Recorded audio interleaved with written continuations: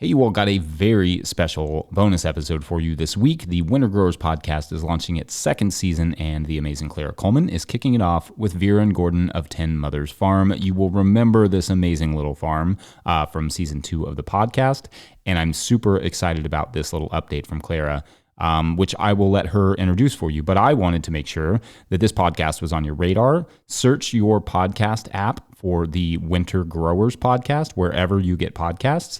Also, while you're there, subscribe to it. Don't forget that if you want to support all of the work we put out there, you have a bunch of great options. For one, simply buying a copy of my book, The Living Soil Handbook, at no-tillgrowers.com is a great way. The proceeds from that sale at no-tillgrowers.com go to making you more content. Also, there is a patreon.com/no-tillgrowers route. And of course, no-tillgrowers.com/support. Anything you can chip in helps us to put out more and more amazing content, like this episode with Vera and Gordon. Okay, subscribe to the Winter Growers podcast and enjoy this episode. One note, there are a couple blips in the audio, but they are not around long, and they do not at all impact the amazing value had here. So, let's jam.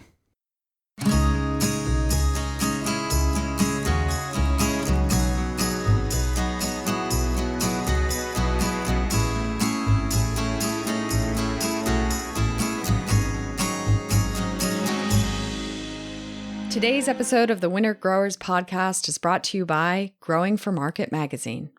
Which crops will pay back your investment in a hoop house or greenhouse?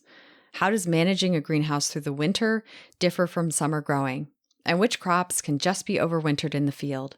Learn all that and more by subscribing to Growing for Market magazine. The writers are farmers, not journalists. They won't tell you how to grow, they'll tell you how they grow, so you can decide what works for your farm. Growing for Market is celebrating 30 years of helping local food and flower growers succeed with articles written by experienced farmers from around North America. Since 1992, Growing for Market is by farmers, for farmers. Plus, subscriptions start at only $30 per year. Whether you do farmers markets, local wholesaling, a CSA, or dream of starting a farm, check them out today at growingformarket.com.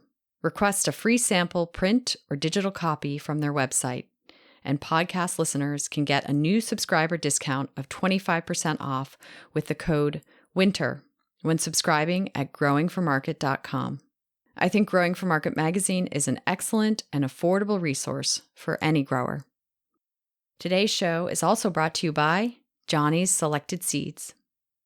Johnny's Selected Seeds is a proud sponsor of the Winter Growers podcast. Since 1973, Johnny's has supported farmers and gardeners with superior seeds, innovative tools, and pertinent information to help feed their families and communities and ensure their growing success. Our 40-acre research farm is the heart of Johnny's, where we trial thousands of varieties and tools every year. Our research team is dedicated to finding solutions to the ever-changing challenges growers face, including disease, environmental or insect pressures, and shifting market trends. We invite you to visit the Growers Library at johnnyseeds.com to find technical resources like the Winter Growing Guide, which has tips on planting and harvesting into the shortest days of the year. You can also find variety comparison charts, extensive Jang roller trial results, and more. The employee owners at Johnny's are working hard to make 2022 a great year, and we look forward to growing with you. Welcome to the Winter Growers podcast. Today, my guests are Vera, Fabian, and Gordon Jenkins of 10 Mothers Farm in Cedar Grove, North Carolina. Vera and Gordon farm 1 acre of a 6-acre parcel that is part of a larger property, which is shared with other friends and collaborators. This 1 acre of no-till supplies 230 CSA members during the Maine season and 150 members during the winter. Using 3 high tunnels and many caterpillar tunnels, they are able to support their local community year-round while having employees and creating a sustainable work-life balance for all of them. One day, they hope to find a way to grow enough in the winter to take longer summer breaks during the hottest and most challenging months to farm in North Carolina. I really appreciate their thoughtfulness and intentionality in how they farm and look to both grow themselves and their business.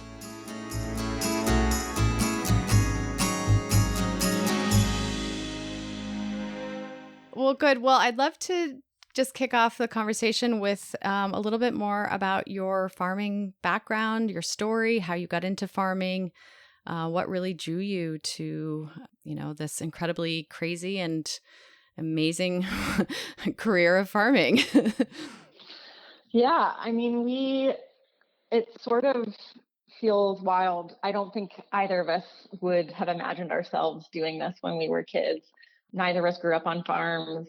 We both grew up sort of in the city. I grew up in Chapel Hill here in North Carolina, just down the road, and Gordon grew up in Berkeley, California. And we met way back in 2007 when I was teaching in the garden at the Edible Schoolyard in Berkeley, and Gordon was working up the road at the restaurant Chez Panisse. He was working for Alice Waters, the chef. And our first conversation was actually about how we kind of wanted to farm, but had no idea how to go about that. But it was an exciting and great conversation that led to our first date and kind of our first 5 years together. We were, working city jobs that were related to food. We loved food. We spent all of our free time like going to the farmer's market and cooking. And it was definitely sort of like simmering this dream of wanting to farm, but we didn't, again, we like had no idea how to follow that dream. And it felt really intimidating, honestly. Like, how are we going to get land? Neither of us knew how to use a drill, let alone like how to, we just didn't have the skills. Basically, we moved from the Bay Area to New York City and continued doing sort of like nonprofit food work.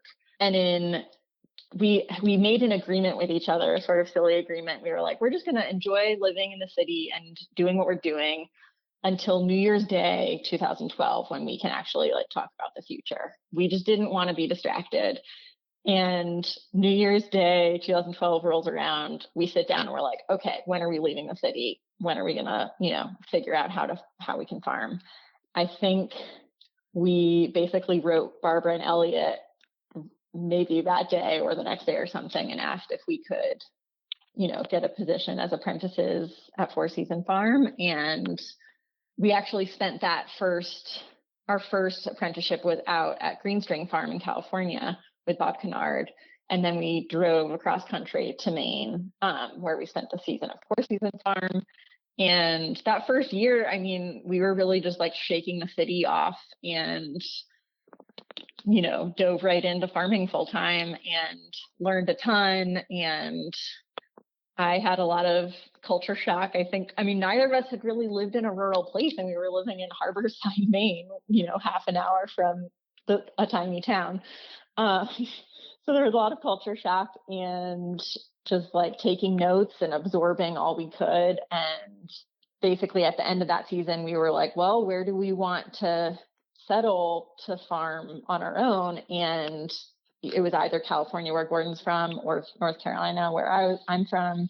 And North Carolina felt a little bit more practical. And so we came here and we wanted to keep learning from folks who knew what they were doing for another year or two. So we got jobs working at Maple Spring Gardens here in Cedar Grove, and spent a couple more years just sort of like getting the lay of the land around here and trying to figure out, we spent those winters doing a lot of number crunching and trying to figure out how we were going to get our own farm started. And then in the winter between 2015 and 2015, we like officially figured out how to rent land and decided that we were going to start with a small CSA. And that spring of 2016, we started with our first 34 CSA members. And that was the beginning of 10 Mothers Farm. Yeah. That's great. So Gordon, I'm curious, just going back to the time at Four Season Farm, what was the hardest part about working there? What was the best part? Ooh, the hardest part. I think the hardest part was the like occasional weekend panic attacks when we would freak out about the fact that we weren't in Brooklyn anymore and, didn't know what to do with ourselves. But mostly there were great parts.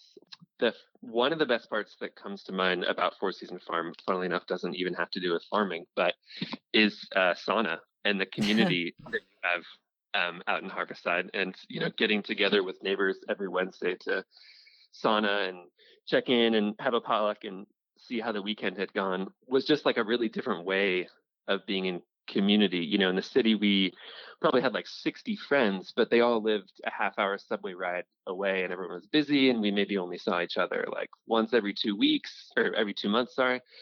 And when we got together, it would just be like, so how was your last 2 months? Like, fill me in on what's the update on your life?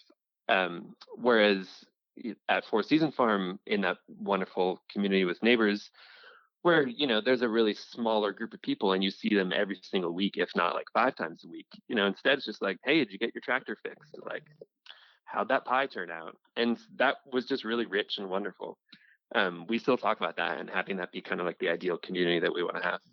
I was going to say that I feel like that was really a big motivation for us when while we were renting land those first couple of years of starting 10 Mothers Farm, when we started looking for our own land right away. And a big motivation for us was to try to find land either that we could buy with friends or that was very close to friends, because we wanted to recreate that feeling of community in a rural place. And ultimately, like, that was what we were able to do.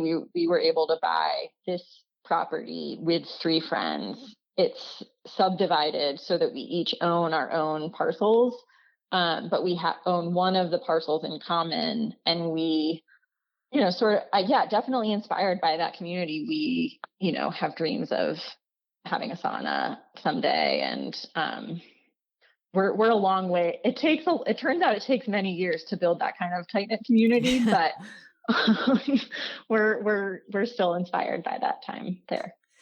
So tell me about this new land. What was the process like to find that? How did you go in with other friends? How does that, work? How does that look? Give us a little more information about that. Yeah, I mean, it really started with just, very casual conversations with several different friends. And at first, I think that none of us really thought it was that realistic, but we are dreamers. And so we would have these conversations where we'd be like, well, we don't want to live in the country by ourselves. Like, you also have a similar vision, why don't we try to find land together? And so it just started, probably, it started years before, having these sort of casual conversations. And then the casual conversations just like got a little bit more detailed. And then, once we had started the farm and we had a clear sense of what we were looking for, the conversations got a little bit more serious. And then essentially we were faced with a deadline, because the folks that we had been renting land from sold the property, and we had to be off that property by the end of 2018. And so our land search became a little bit more urgent. And this was in the summer of 2018. Basically, another friend had been seriously looking for land, and she had a realtor who was out looking for properties. And the realtor knew that she was looking with friends, and so was open to a bigger piece. And a couple of other friends had also been talking, and basically our conversations all became much more serious pretty quickly. And, there was a weekend where we called a meeting, and we were like, anyone who's really serious about this, come to this meeting. We're going to talk numbers. And we kind of like put our heads together, and we were like, are you ready to, if a property comes up, like around here, things sell pretty fast. So we knew that we needed to be ready to go. And that we got a call from our friend's realtor saying that there was this property here in Cedar Grove that seemed kind of perfect. It was already subdivided into 5 parcels. And we just knew that having it already subdivided would save us a lot of time and money and hassle. And so we all dropped everything and drove up here and walked the land with these 3 friends. And it literally, by that afternoon, we made an offer, because we all knew what we were looking for, and it kind of checked off our list enough. And a lot of the more complicated stuff has come after the fact, but making the decision to settle on this property was pretty quick. Yeah, I mean, it was 3 years of discussion and searching that got us to the point with a group of other people where we knew enough that what we were looking for that we could put in that offer that first day. And I really should emphasize how much we were helped by the fact that it was subdivided. Like purchasing a piece of land together and then having to either subdivide it or try to own it as a cooperative. Those are much more complicated things, and they get a lot more financially messy and can be difficult with a bank too. So in our case, we basically purchased a subdivision. The previous owner had intended to turn it into a mini rural subdivision and had only gotten as far as subdividing it. And other than that, it was still an old farm field that just happened to have been divided up into different properties. And so in the eyes of any lenders or in the eyes of anyone on the legal financial front, we were just a bunch of friends who wanted to start a subdivision, and that made it really easy. Just to give you a little bit of information about the property, it's 26 acres total, and it's subdivided. Each parcel is a little bit different. Our piece is 6 acres, half wooded and half open. And that, it's tight. The farm sits on 2 of those open acres. And it's interesting, I think, when I had dreams of our farm, I maybe imagined a little bit more land than that. But as we got into the land search, we quickly realized we weren't going to be able to afford more land than that within a reasonable distance of the areas that we sell to, Durham and Chapel Hill. And it's amazing, buying this property with these friends allows us to have the feeling of being on more land while still having made the land affordable to us. So that is a huge advantage. Yeah, no, I was just going to say that there's really no playbook for how to go into these, joint ventures with farming friends to purchase land and create a larger farming property. So it's really, it sounds like you had a lot of good luck for one with the property, but also how do you now sort of envision the growth of the farm? You have your 6 acres with your 1 acre farm. And then what are the other friends doing, the other owners doing to contribute to that larger picture? The vision that we shared was sort of a land-based community. Everyone gardens. One person's got chickens, another has ducks. One person hopes to grow flowers commercially, another maybe herbs, but we're the main farm at this point. But right now we share a riding lawnmower. That was our first purchase together. And we own that, like I said, that one parcel we own together as an LLC, and who knows what we'll do with that space. So yeah, it's a work in progress. Mostly I feel like all of our lives have been a little bit crazy since we bought the property, because everybody's been trying to figure out how to move out here and build houses. It's been an adventure. So describe a little bit more about the farm, how it is now, in terms of high tunnels, fields, irrigation, just all of the details about what makes up the farm picture. When we say the farm is 1 acre, we mean specifically that there's 1 acre in production, basically beds and the aisles in between beds. We're not counting any driveways or patches that are still grass or anything like that.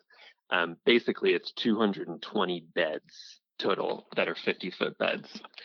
And about 40% of those are in either high tunnels or caterpillar tunnels right now. And the other 60% are, out in the open in the field. And we irrigate in the tunnels. We've installed overhead sprinklers, and they're hanging sprinklers in all of the tunnels. In the fields, we irrigate with wobblers if we're using overhead. We use plenty of drip too. We've got some pretty heavy duty, 25 mil drip that we're using now that should last for a long time. And we don't use a tractor. We do all of our bed management and bed flips and things like that by hand.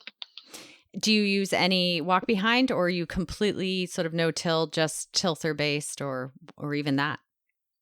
Yeah, we still use the tilther. So if you want to be really literal, we're like very shallow till. We do have a walk behind tractor. It's a Grillo. It's had a flat tire for like 8 months now, and we haven't fixed it. So that probably gives a picture of how much we use it. When when it's in use, we've used it basically just a flail mower at this point. But we did use it to break ground. So the land that we bought, it had been in a hayfield for at least the last 30 years. And so to break ground, we mowed that in November of the first year. We mowed it as low to the ground as we could, and then we spread about 3 inches of compost, and we used the rotary plow on the tilther to break ground, or sorry, on the Grillo to break ground and incorporate that first organic matter.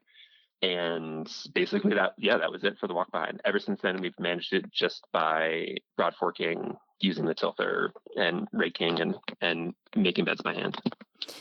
So I'm curious that, your time working at Four Season Farm and even Bob Kennard's farm, how do you think that influenced or informed the creation of your farming practices and your farm now?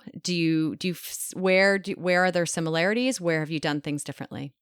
It's such a good question, because I think often just looking, like if you come and visit our farm, I think our farm looks more like Four Season Farm than it does like Bob Kennard's farm. We like strive to not have weeds. Everything's very tidy, which is obviously the opposite of farming with weeds, the way that Bob Kennard would. But I do feel like our philosophy has been a melding of those two ways of farming. I think that the reason the farm looks like Four Season Farm in a lot of ways is because a lot of the like system, the way of approaching farming from systems and sort of like, I remember our first week at Four Season Farm, I thought to myself, like, this is so much easier than any other farm I've been on. Like, someone has clearly thought through how can we make this easier, which was such a huge light bulb moment for me. Like, well, why don't all farms try to make things easier? Like just thinking through systems to try to, make the work more enjoyable and have it all kind of like fit together neatly. I feel like that is sort of a lot of the inspiration behind how we do things here. But then I feel like where Bob Kennard's ideas come in is sort of like, I would, Gordon, I'm curious what you would say, but basically like the reason why we don't kill, I feel like, is in part from that. It's like a desire to be more like the wild. At least for me, when we were starting out, the idea of not tilling felt pretty outrageous. Like now I feel like it's sort of become more normal, but at the time it was like, really, is that possible? Can we do it? We would talk about it as if it was outrageous, but it was like, well, that is sort of how nature is like. And so that was the inspiration there, is like, how can we, harness the generosity of nature? So I think, and yes, those two things are very contradictory in a way, but I feel like we've come to learn and believe that like, that is where we want the farm to be, is sort of in the contradiction between nature and control, if that makes sense. Yeah. Gordon, what about you? What's your thoughts on that? Well, I think it's funny. Bob Kennard and Clara Coleman are both amazing farmers, and they're so different. To the point where I remember our very first day when we showed up at Four Seasons Farm, Elliot made a hilarious and very characteristic comment when he heard that we had just driven there from California, where we'd been working for Bob Kennard. He said, "Oh, Bob, if I'm Christ, then he's the Antichrist." Classic Elliot. Yep. And that's because Bob Kennard, he farms at the time where we were working, he was farming 50 acres, and he farms with weeds. He uses weeds as cover crop. He keeps the soil covered all the time with weeds.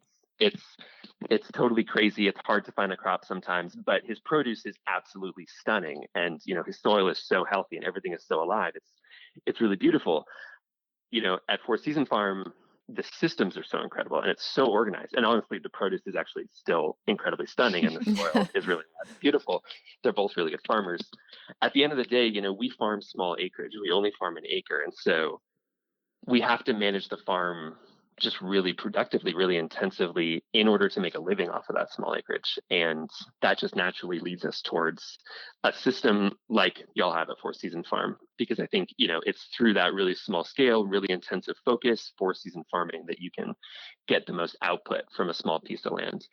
And, I think it really just comes down to our personalities. Like, we are definitely a little bit obsessively organized people, and we like to be able to farm a small acreage that feels manageable to us. And we really don't know how to work with tractors. If we farmed a larger acreage, we probably would farm it really differently. But our personalities, we just have a lot more fun when we're farming essentially like as small a farm as we can.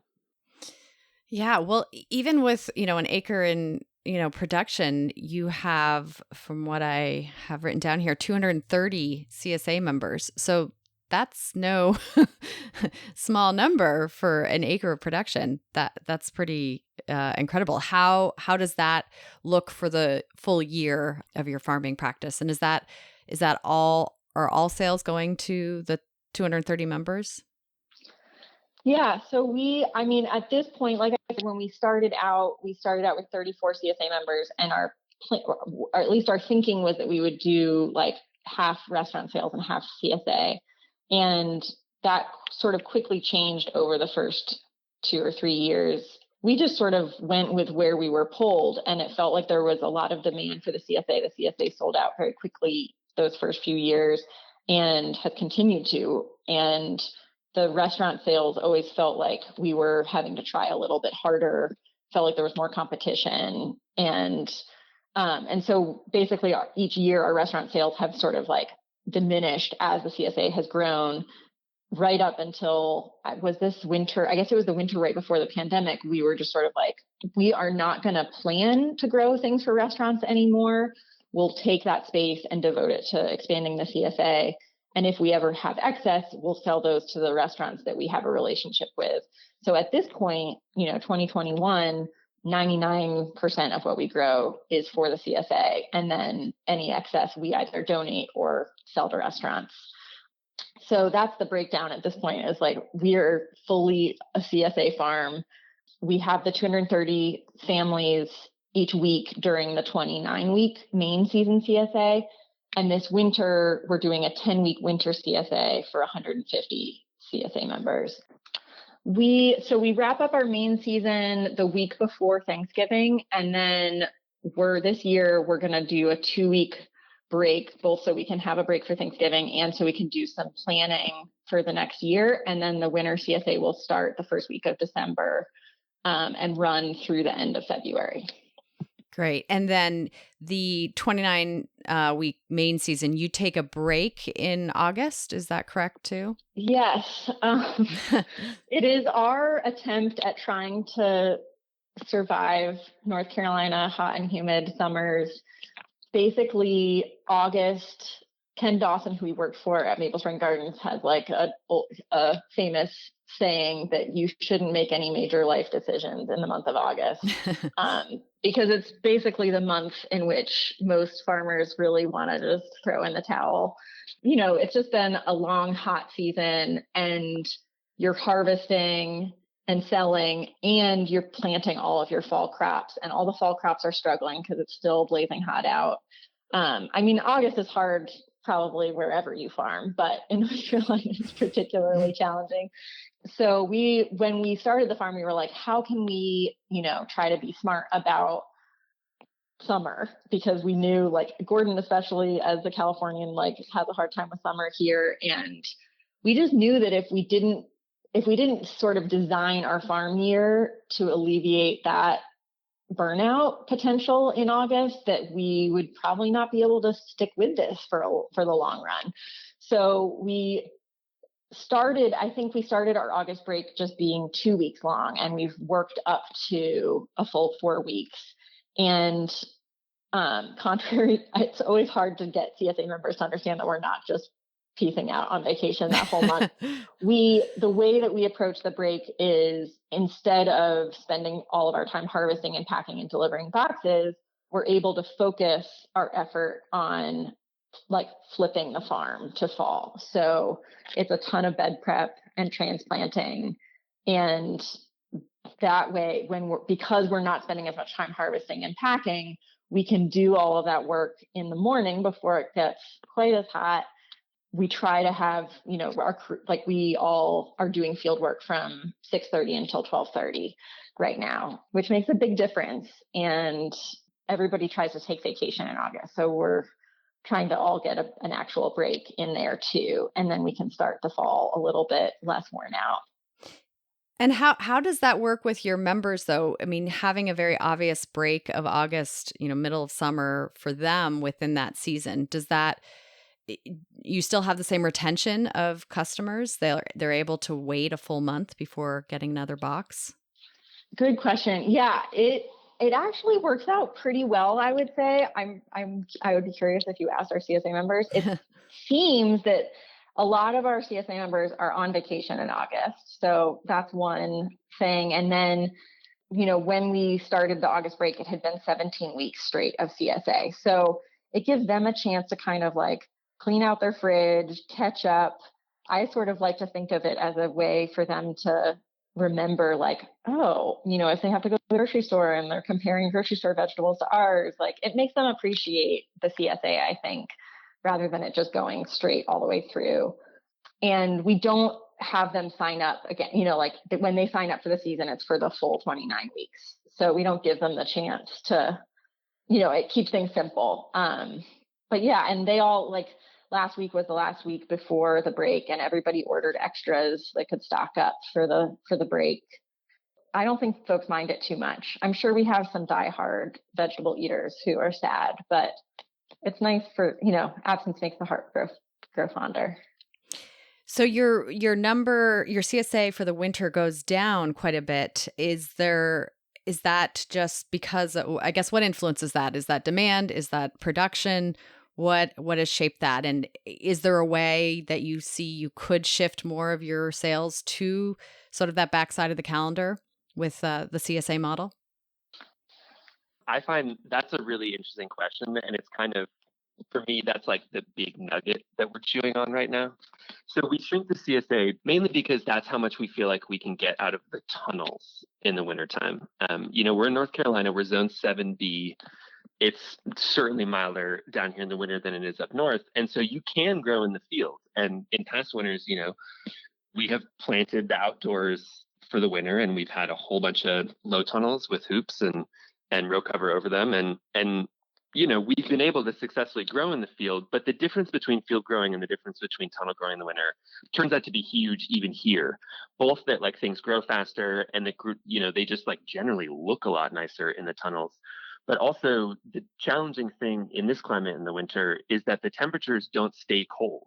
They move between hot and cold, every week, sometimes from like one day to the next practically. It might be in the high 70s one day in early February and then get down to 10 degrees, a night, 2 nights later. And so that means that, we can't just like plant a crop out in the field, throw some row cover over it, and then just, wait until we want to go harvest it, pull the row cover back and go harvest that crop. Instead, we're having to ventilate pretty much every day, pulling row cover off, putting it back on. And that's just a lot of work. And, in general, we just find that winter, summer, any time of year, everything grows better in a tunnel. So we have over time transitioned to only growing in tunnels for the winter. So our tunnel space, I said, is about 40% of our total growing space. And just from past winters, we've realized that there's a sort of a cap on how much we can get out of those tunnels. And that cap last year was 80 CSA shares. We did 80 in the winter, and we were pretty much at full capacity. Like, we didn't have a lot of extra space or a lot of areas where we felt like we could squeeze out a bit more produce. So this year we're going up to 150, but the way we're doing it is by partnering with another farm. There's a great farm that's just 3 miles down the road from us, Open Door Farm. They grow great vegetables and they grow them on a bigger scale. They partnered last year with another farm in this area, Reds. That's another great farm. And they did a sort of joint winter CSA. And we had already started working with Open Door a bit, and inspired by that, we're doing something similar where for our winter CSA this year, they're going to supply 2 of the 7 items that go in a box every week.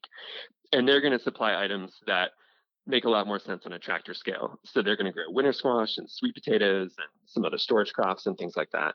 And that's going to allow us to focus our tunnels just on the highest yielding, most profitable winter crops. So we'll grow all the greens and herbs and basically just focus on that. And in doing that, in looking at the crop plan and how that changes things, that's what's enabling us to go up to 150 shares in the winter. That's great. So tell me then, what would a box in January look like then, coming from you, and I guess in collaboration with the other farm? Yeah. So let's say it has Brussels sprouts and winter squash from Open Door Farm, and our box would probably have maybe baby mustard greens, Salanova lettuce, maybe parsley. It would have carrots and spinach. That would probably round it out. And over time and through careful record keeping, we found that those crops are really sort of like the bread and butter for us in the winter. And that's also we've learned what people like. We survey our members every Maine season CSA and every winter CSA to get a sense of what are the crops that they really want more of and what are the crops they want less of. And we also do a customizable box.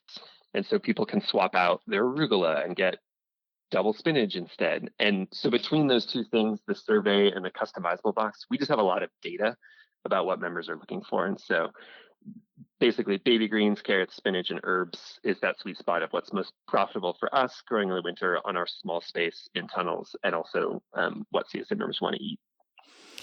And so are you doing Salanova for greens? What is your salad mix? What is the best for you or most successful? We keep things pretty simple. So we do grow Salanova all winter and just do a straight baby lettuce mix. And then separately we grow arugula, baby kale. We do the baby mustard mix. That's the dragon feathers mix from Wild Garden Seed. We grow a lot of little gems in the wintertime. We're going to try to expand to maybe some butter lettuce and a few other lettuce varieties this winter. We grow a lot of kale, Siberian kale, chard, and spinach. Ton of spinach. Orok from Johnny's did really well for us last year. We grew Napoli carrots, all the good sweet stuff. And those are, so you mentioned those are all either in a combination of the caterpillar tunnels or the larger high tunnels that you have. That's right. So give me sort of a breakdown of what percentage is in what tunnel of those different crops?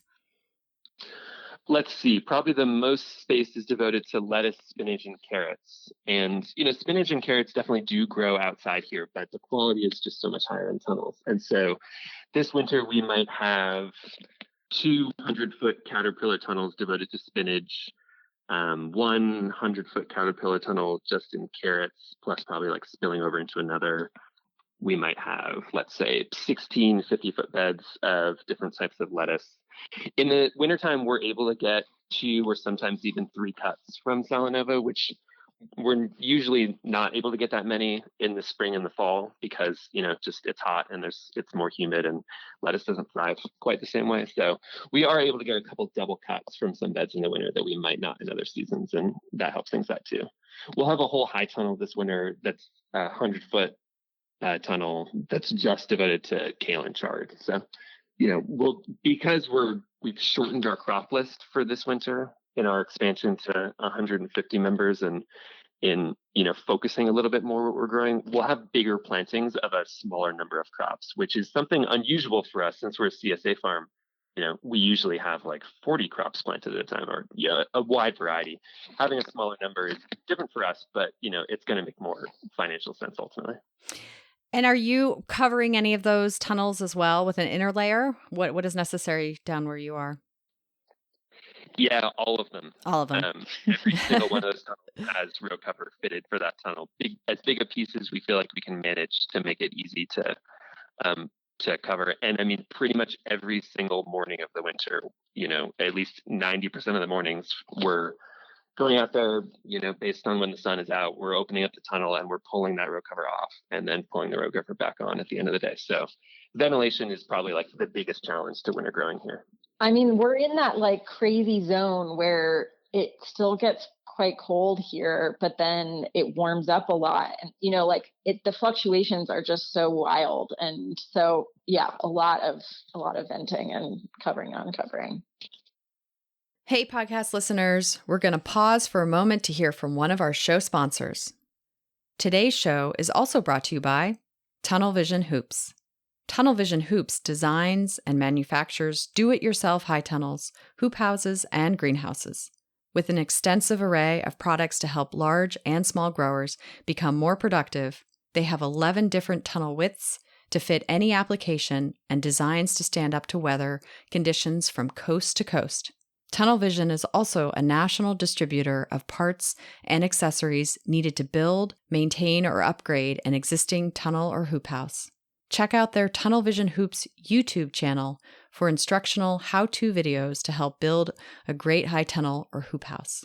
Here at Four Season Farm, we have 2 movable high tunnels made by Tunnel Vision Hoops, and they are definitely my favorites. To learn more, visit their website at tunnelvisionhoops.com. Now, back to the show. So talk to me about your wash pack space, because I think you were inspired when you designed that from Four Season Farm. And I'm curious how yours is different. Has it worked well for you, especially down south? Yeah, I mean, it's funny because when we were, on the land that we were renting our first 3 years, we had a really not sufficient wash pack set up in like an old outbuilding that was there. And then when we bought this land and we were figuring out how to move, we had to farm right up until the end of the year 2018 and move the farm and set it up here, in a matter of months and like get everything up and running for an expanded CSA season that spring. So we didn't have a lot of time to get things started out here on the new land. And this land was totally bare. So there was like no driveway, no water, no electricity, no building. And none of us, like, we're not builders. I guess some people who have more building experience would have like thrown up a pole barn or something. But we, quickly looked at our options and knew that we were probably not going to be able to afford, nor did we have the time to build any kind of building for wash pack. And we knew we needed a high tunnel for greenhouse space and for production. And so we immediately thought of Garfield and the wash pack at Four Season Farm. Do you want to tell people, tell the listeners what Garfield stands for? Garfield, what does it stand for? Do you remember? No. Oh, that's so funny. Okay, tell everyone, Gordon. Well, I don't think you mean it's an acronym. I believe it's called Garfield because the tunnel is very large and it doesn't move. So it's lazy, like the cartoon cat Garfield, whereas all the other tunnels on that farm move around. Exactly. Well, that space was so great. Basically, like the first, how many feet is the wash pack there? It's a third. So yeah. It's a 96-foot tunnel. So about a third of that space. So the first third of it was this great wash pack space that really worked. And that tunnel, I guess, is minimally heated in the winter. So it was never like totally freezing cold. And in the summer in Maine, it was like a very pleasant place to work. And it was kind of lovely, like getting to do all the wash pack in amongst the plants. It was great. And our first thought was, of course, like, this is North Carolina. It's not Maine. Like, there's no way it's going to be way too hot. We can't do that. But, the more we thought about it, the more we realized we didn't really have a lot of options. So we were like, we're just going to make this work. And if it's terrible, we'll prioritize trying to build a better wash pack in the next couple of years. And essentially, we put up that first 30 by 100 high tunnel. It's a Tunnel Vision tunnel, and basically divided it into quarters. And the first quarter, well, I guess the first half of it, we didn't have the funds to pour concrete. What we wanted to do was the first quarter of it was going to be wash pack, and the second quarter was going to be propagation, greenhouse space, and the back half was going to be production. So we needed some kind of floor in that first half, but we couldn't pour concrete. And so this was inspired by Ken from Maple Spring Gardens. We put down black landscape fabric straight on the ground, and then a layer of pea gravel, and then a layer of white landscape fabric on top of that. And that is our floor. And it's worked really, that floor has actually worked really great. You can move around easily. You can't clean it the same way you could clean concrete, but you can sweep it pretty well. And then the way that we deal with the heat in the summer is with a lot of shade cloth. Sure. I mean, yeah, we have a lot of shade cloth. We have a piece that stays permanently over the wash pack all year round. And then in the summertime, we have a big piece that pulls over the whole tunnel to give a little bit of shade to the propagation area and to the production area where we have tomatoes. And so when that big piece is on in the summertime, we've got technically 100% shade over the wash pack area. We try to ventilate that tunnel as much as we can. And we do have horizontal airflow fans in there. So that definitely helps move air and ventilate too. But the truth is it gets hot in there. I mean, and the truth is also, if we had a pole barn that was open air, it would be hot in there too. I mean, it's just hot in North Carolina. So if we, the only alternative that wouldn't be hot would be if we had an enclosed air conditioned space, which would be awesome. But at the end of the day, to build that, which, who knows, it could happen. But to build that at this point would probably be like $100,000 or $200,000. And it would be really comfortable and that would be nice. But the wash pack we have now in the high tunnel is working great. And it's hard to justify, $100,000 or $200,000 just to feel a little bit better in summer. But, ask me again in 10 years and maybe we'll have justified it. So does it, so it has a walk-in cooler, it has wash sinks, tables, basic supplies, that's sort of the layout of that space, correct? Yeah, it has a walk-in in there. And, we've got a full layout with dunk tanks and 2 spray tables and all of the wash and stainless steel tables for packing and stuff like that. And all of the wash area, they're all sinks with drainage that flows outside. So we're never like spraying onto the ground. And because we've got that floor that's a top layer of white landscape fabric, any water that does fall on the ground, it drains through the fabric and the pea gravel. So we don't have standing water and we don't have mud accumulating because we sweep it. And the whole setup actually works really well. The amazing thing was that we could do it ourselves. Like we knew how to put up a tunnel. We didn't know how to build a pole barn, but we could put up a tunnel. And in putting up one tunnel, we got a washback space, a greenhouse, and a high tunnel all in one over the course of like a week, basically. And, the time and money savings on that were huge. And it's been totally serviceable. We do 230 CSA shares. Over the course of the year, we move about like $250,000 of produce through that space. And it totally works for really low cost in labor for getting it together. And it's like a pretty comfortable space to work in. I mean, there are definitely some mornings in the winter where your hands are really cold, but once the sun is up, it warms up and is beautiful in there. And in the summer, it usually feels better in there than it does outside, thanks to the fans and the shade cloth. And you just, we move delicate greens through quickly and get them in the cooler right away. And yeah, I mean, the one we have at Four Season Farm, because of the climate, generally the summers aren't super hot. However, with climate change, they have been getting hotter.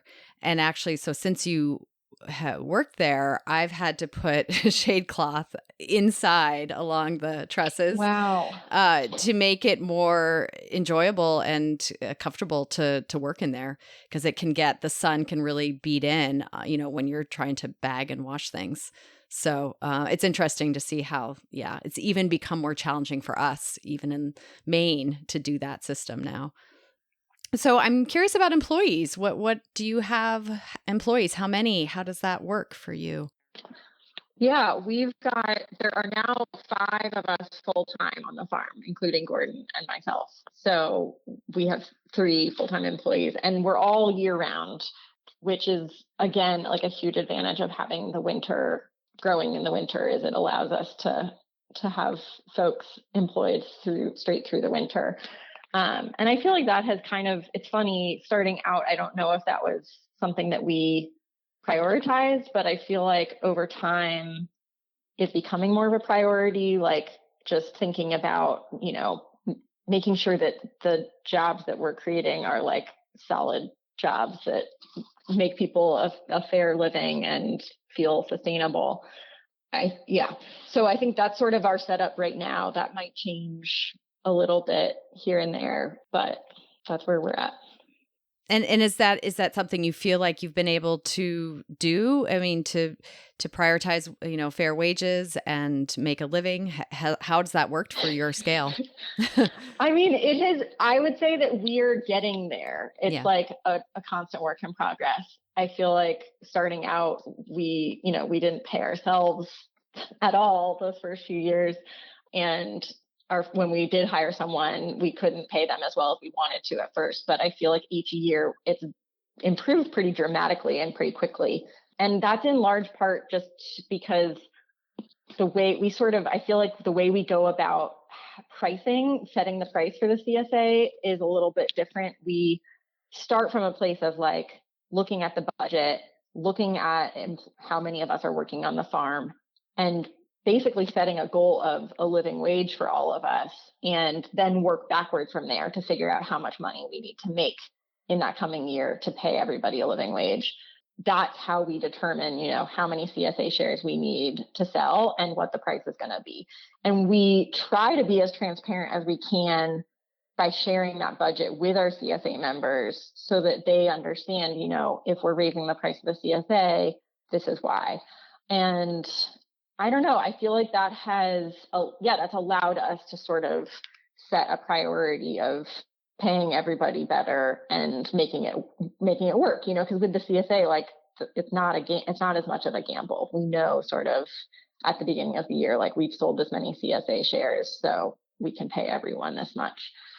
That pricing was a shift for us last year or a few years ago, and it's made a big difference because we're no longer setting our prices based on like what the market price is. Like we don't really pay attention to what a bunch of kale is selling for at the farmer's market. We just pay attention to how much kale we need to grow for our 230 CSA members. And in terms of making sure that we're making the numbers work, like Vera said, we basically just say like, well, here's how much the CSA box needs to cost to make the numbers work. And then when we're selling CSA shares, we say the box, is going to cost this much. Maybe it went up $2 from the year before. Here's why the cost is going up. Here's the budget, so you can look into the numbers. Like, here's how much we're paying everybody. Here's how much we're keeping for ourselves. And, it's been kind of amazing to be able to do that. No one has ever questioned the budget. And usually people say like, oh, you don't charge enough. Like, you should be making more money. We do have a couple sliding scale shares that we offer for folks who can't afford that CSA price. And then we actually ask our CSA members who can afford to pay more to, if they can, to chip in a little bit to help cover those sliding scale shares too, so that it's not necessarily coming out of the farm budget, but is the community is helping feed the community. We do want to get better. A living wage in this county, I think, is technically defined as $15.30 an hour. We're able to pay right now, people are making between $14.50 and $18, and Vera and I keep $16 an hour. So it feels pretty good to be at that point. We're definitely paying a large portion of our budget in payroll. It represents about 50% of our expenses, and that's a conscious choice for us. Like we definitely probably could get by or like squeeze by with a little bit less, but hiring an additional half-time person or basically like getting our payroll up to that level has just made a really big difference in how the farm feels. Like this year we've been able to take weekends, which we've never been able to do before.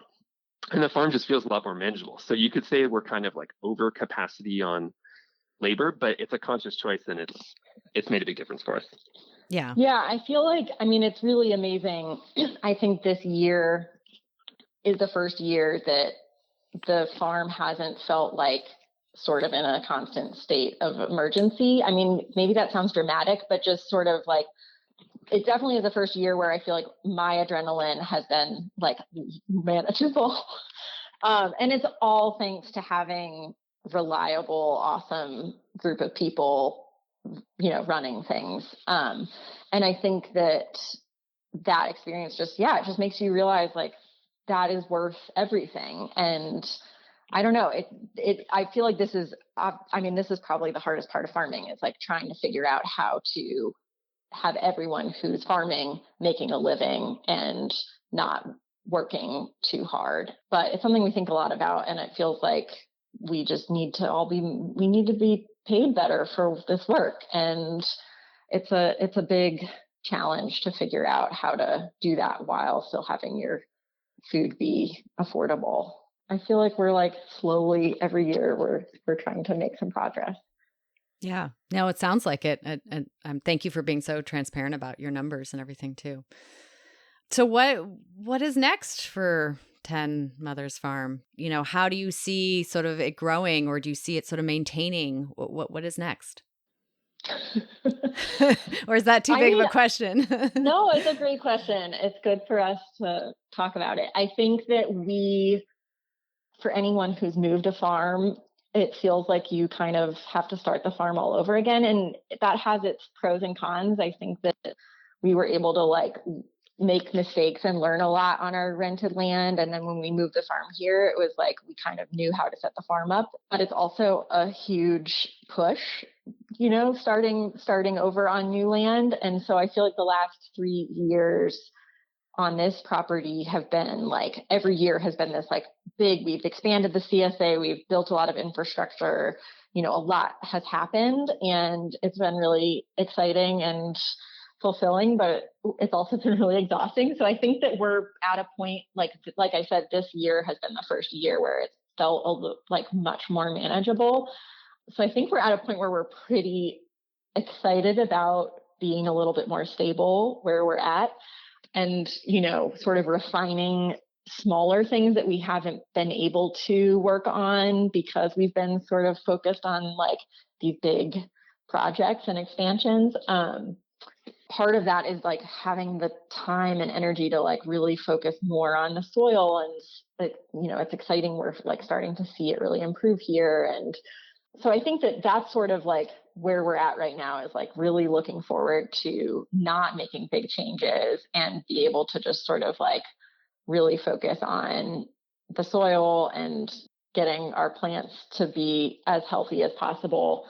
It's hot, you know, like, and I feel pretty satisfied with the size that the farm is. The farm is already a little bit bigger than I think that we ever thought it would become, but we felt the need to expand in order to basically pay everyone, and also in order to be able to afford to put up high tunnels and cat tunnels and other infrastructure and stuff like that. So the farm grew a little more and a little faster than at least was outlined like in our 5-year plan. It's possible it could grow a tiny bit more in the future. We've basically maxed out our land acreage. There's like some corners we could probably cultivate if we wanted to. So I doubt that we'll expand on this acreage very much. Possibly there could be some partnerships in the future that allow us to expand, but who knows what that could bring. At the moment, it just feels good to, you know, be like in a little bit more in that cruise control space and be able to, like Vera was saying, like focus a little bit more on some of the systems too. You know, like this year we've been able to come up with a whole new slew of cheat sheets and checklists and things that we really enjoy and that make the farming just like, you know, each little bit makes it just a tiny bit easier, to the point where we can actually like work a normal work day and go inside at the end of the day and not be thinking about the farm, because we've been able to make those little refinements that just make the day flow a little bit better. Yeah, no, that all sounds good. Well, I have so many other questions, but I think we're going to shift into the lightning round. If you feel ready for that, are you ready? Yeah. Okay. First question, hardest part of farming. Well, I feel like I just said this. Basically, how to make a decent living, pay a fair wage, and not burn out. The other, like a more positive way of putting that would be just sort of how to have the good life while farming. What about you, Gordon? Yeah, turning the farm off in my brain at the end of the day. And it's gotten a lot better now that like we have a really solid team and enough capacity that like I can go inside and think about dinner instead of thinking about like, oh, all the crazy things that happened today and what has to happen the next day. But that's the hardest part, is like unchaining your brain from the farm. Yeah, I like that. Unchaining your brain. What's your favorite music that you listen to while farming?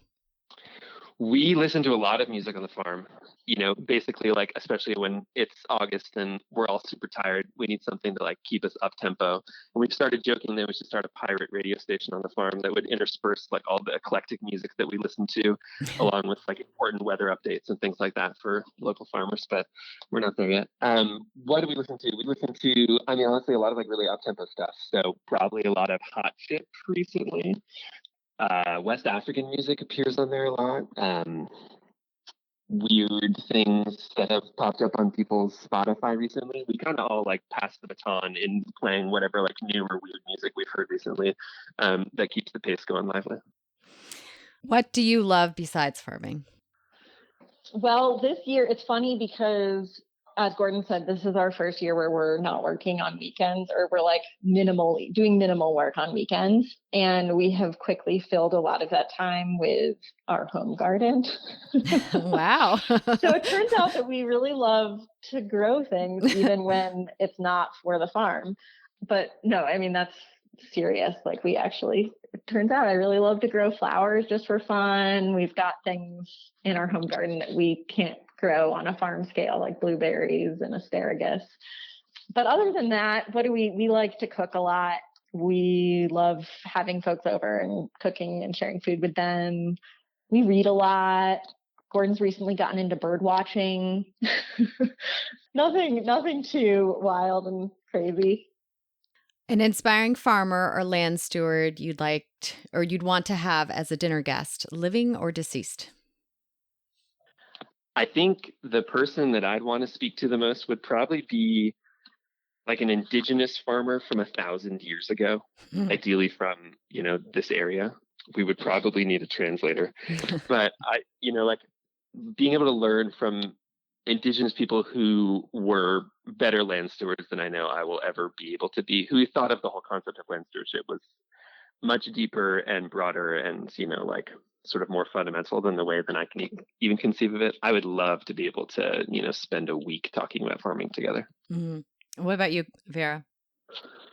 I would probably, a big hero of mine over the years has been Wangari Maathai, who was the founder of the Green Belt movement in East Africa.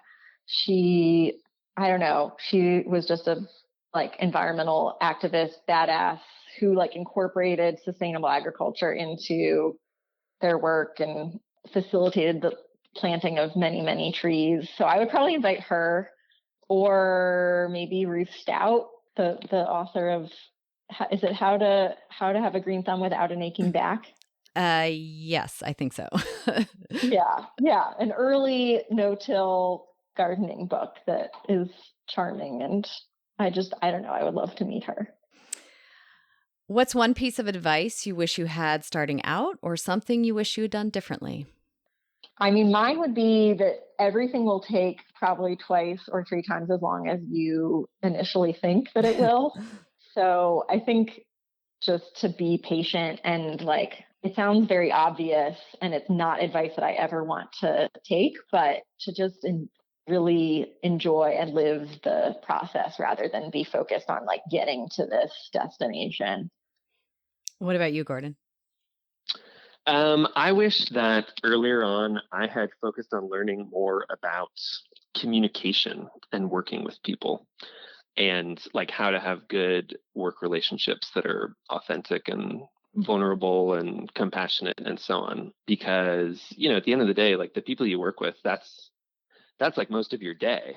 And ultimately your life is made of your days. So most of your life is the people that you work with, and you want to have those be as fulfilling relationships as possible. And you want to be a good communicator and able to listen. And the people who work on the farm, they're the ones who make the farm work. That is the fuel of the farm, the fuel and the machines. And so, the people aspect of farming, just like any business, it's really important, and it's challenging. And I don't feel like I grew up with the skills to really work with people in the way that I would like to. And so early on, I probably could have spent more time learning and focusing on that.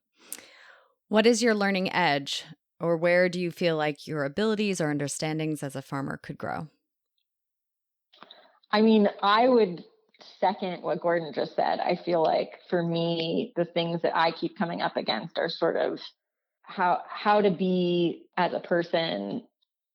I feel like in general, whether it's with our CSA members or with coworkers, I feel like I always have a lot of room to grow in terms of how to communicate and collaborate and be more accepting of imperfections. And yeah, that's sort of where my focus is. I would also love to learn more about photosynthesis and plants and like what the hell is going on in the soil. Hmm. But I think that's kind of everyone's learning edge right now. But that is something that I'm very interested in, is like, how do plants make soil, and like how do we really help them out? Yeah. How do you relate to that which is out of your control? Such a good question. I know. Especially in the last year and a half. I think that, well, Gordon and I were driving to the beach this past winter for our vacation, and there was a minivan in front of us that had like an enormous, I mean, it was basically a bumper sticker that took up their entire bumper. And it felt like it was speaking to us very directly. And the bumper sticker said, "Let go or be dragged." And I've decided that that is like the motto of 2020 and 2021.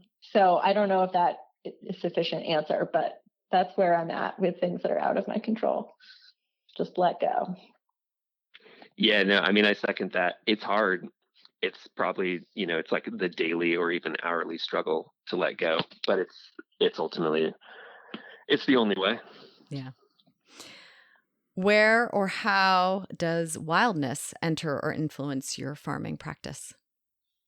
I mean, I feel like that's very related to your last question. I think that farming the way we do is kind of actually a daily practice in how to let go or be dragged because you can't control nature, but farming, trying to make a living farming, requires a certain amount of control over nature. And so it goes back to that sort of contradiction between being inspired by and trying to get closer to nature, because that's the answer. Like that's where the plants are going to thrive. That's where your soil is going to thrive. That's where you're going to wind up with the most delicious vegetables. But you also have to contend with pests and disease constantly growing organically in the Southeast. So I feel like the longer we farm, the more I realize that we're trying to just find that sweet spot that's like between the wild and managing it. And I think that used to bother me. And I sort of was like, I don't know if I can handle that kind of contradiction. But now I'm seeing how that's sort of the beauty of it. Contradiction is right. I feel like I'm a walking contradiction on that question, because on the one hand, like I'm obsessed with food safety and we sanitize everything, and like we're trying to use best practices when it comes to all of our harvest flow and post-harvest handling so that we don't get everyone sick. And on the other hand, like I love microbes and I want to promote all the crazy biology that we can on the farm. And we plant hedgerows and put up birdhouses, and we're like trying to bring nature in that way. But then we plant hedgerows and all of a sudden rabbits start moving in, and the rabbits start eating our lettuce, and we're like, oh my God, how do we maintain the rabbits? And navigating that balance is hard, but it's also it is farming. Like that is what we do. We have to live in that contradiction. Like farming is inherently about trying to hold back nature in some way. Like if we didn't hold back nature, this land that we're on, it would be forested 10 years. Like we are by trying to make our living in this economy from the land, we are disrupting nature, at least the way that we farm, and holding it back. But at the same time, if we hold it back too much, like everything's going to die, and the farm's not going to work. And so finding that line of like exactly how much you hold it, to the extent that we have the ability to do that, that is like the line of farming. Yeah, that's lifelong learning right there. What do you long for, and how does that influence how you farm? In brief, I think that we long for more time off, and not necessarily in the form of vacation, though. Like longer vacations would be great, but more just like Gordon likes to say that we need to build more vacation into our everyday, and I think that is the answer. And I feel like that really drives a lot of the decisions that we make for the farm. Is sort of, I mean, a lot of our conversations have to do with quality of life, and like we've worked so hard to build this really beautiful place. How do we enjoy being, living in it, not just working in it? I think, yeah, I mean, like I said, this year, I feel like we've had a taste of that. So it feels like being really doggedly focused on sort of not taking on, that we have a lot of grand visions, but a lot of them would make our lives crazier because it would require working more. And so along the way, we've sort of used our desire for a higher quality of life and sort of a long game, like how do we stay in this and not burn out? That has really helped us get clear on a lot of the decisions that we make. Right now, in this moment, I long for winter, to be honest. How appropriate. Yeah, because it will be cooler because it's hot now. And I guess I'll use that as an opportunity to bring up one more sort of like big question that I feel like influences how we think about winter growing, which is that I long for winter, and the dream, I think Vera was alluding to this earlier, would be to find a way to have that break that we take in August be for the whole summer. Like, man, if we could not be farming in the middle of crazy heat in July, or frankly even September, that would be amazing and probably really good for my health in the long run. But we haven't been able to figure out how to shift that balance so that we're mostly farming in the winter or the fall, winter, and spring, and taking more time off in the summer. Because the thing is, it's hot in the summer, and that means plants grow, and they grow really fast. And, when we look at our numbers, like, the winter is an area where we put a lot of focus and we put a lot of time, especially like ventilating tunnels and row cover, but it still only represents like a fifth of our revenue. It doesn't represent even like an even quarter, like, pulling its weight of our revenue, because plants grow slowly. And it means that because there's not as much light and warmth, and it means that our yields are slower and rarely as big as they are in the summertime. And so if we could crack the code on that, if we could find a way, and maybe it's through partnering with other farms, and maybe it's as the climate changes, and maybe it's through finding new growing practices. But if we could find the way where we could actually make it work, where we didn't have to do very much work during the summer, and we could mostly focus on the spring and the fall, which are beautiful here, and then the winter, it feels like it would make a huge difference for my quality of life. But I don't know how to make a living doing that yet. And that's what we got to figure out. Yeah. No, I mean, these are good questions and good answers. And I really appreciate your insight and knowledge into those big questions. So last question, how will you grow old farming? I love that question. We have some farming friends in the area who actually just retired, and their retirement, basically they just scaled the farm way back, but they still have like an enormous garden and are still, everyone laughs at them because they're still farming. And I think that I sort of imagine us probably being somewhat similar. I can't imagine us not farming. So I think that we'll probably just keep farming, and we might scale things back to be smaller. We might scale things back so that we don't have to farm in July and August and September. Maybe we'll grow some of the things that are like not as profitable, but that we love. We'll just kind of farm, but in the way that we want to, with less pressure on the whole thing. I can't imagine not just farming until the end, like until we drop. It's an addiction. I sometimes think that it's like there's a fungus in the soil that colonizes us, and that's why we're addicted. And it's true. But, like if you gave me 2 weeks off right now and I wasn't going to go anywhere, I was going to stay here, I would probably catch up on sleep for 2 days. And then I would spend the next 12 days like outside gardening. So we'll probably just, maybe slow down a bit, but keep doing it until the end. I like that. Well, thank you so much for your time today. I was just, reflecting. I love how both of you have so much insight with sort of trying to answer or recognize the contrast or the tension between, one aspect of something versus another, and how in farming you're constantly sort of holding those two together. So I really appreciate your insight on and how you bring that to, this conversation, because I think that's important. And, the more we can sort of look at both sides, hopefully we can find better answers. Today's show was produced by me, Clara Coleman, with support from No-Till Growers. Special thank you to Willie Breeding for the theme music. Thank you to the patrons at patreon.com/no-till growers for helping to make this show possible. Thank you all for listening. And we'll see you next week. Thanks. And also thank you for this podcast and for your farm. And, like anything that we haven't come up with any farming idea on our own, like every single thing that we've done, we have learned from someone else, whether it's your farm, whether it's all the farms that we connect with on Instagram, whether it's all the hundreds of podcasts we've listened to. So thanks for putting all this information out there. Thank you. Yeah. On that note, that reminds me of my favorite saying, which is, and I think Elliot came up with this one, that there is nothing new in agriculture.